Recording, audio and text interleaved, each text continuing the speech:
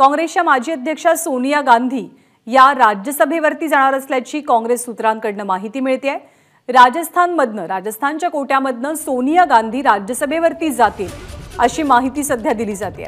त्यामुळे आगामी लोकसभेच्या निवडणुकीत सार्वत्रिक निवडणुकीत सोनिया गांधी निवडणूक लढवणार नाहीत, त्या निवडणुकीच्या रिंगणात नसतील।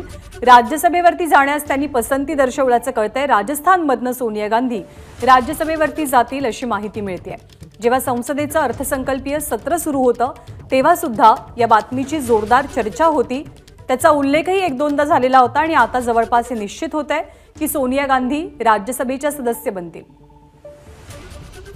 सोमेश कोलगे आपल्या सोबत आहेत। सोमेश, काय माहिती मिळतेय?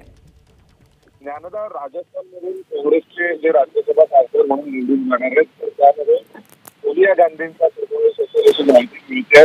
यापूर्वी आपल्याला आठवत असेल तर नरेंद्र मोदींनी संसदेत भाषण करत असताना एक प्रकारचा स्पॉट हा काँग्रेसला मारला होता।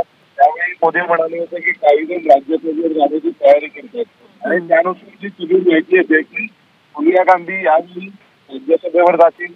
मधून जो त्यांच्या परंपरागत राहुल गांधी यावेळी लढणार पडतील आणि सोनिया गांधी या राज्यसभेवर जाऊन तिथून संसदेमध्ये येतील। कारण काँग्रेसला नेमकी खात्री नाहीये कोणत्या मतदारसंघातून आपण लढून निवडून येऊ शकतो। हा एक दुसरा मुद्दा काँग्रेसकडे सध्या राज्यसभेचा जो मार्ग आहे तो सेफ नाही की जो आत्ता झालेला जो तुम्ही राज्यसभेचा खासदार असेल तो पुढची 6 वर्षासाठी पुढच्या वेळेस जी निवडणूक येईल 2029 त्यानंतरही 1 वर्ष त्यांची टर्म कायम राहील।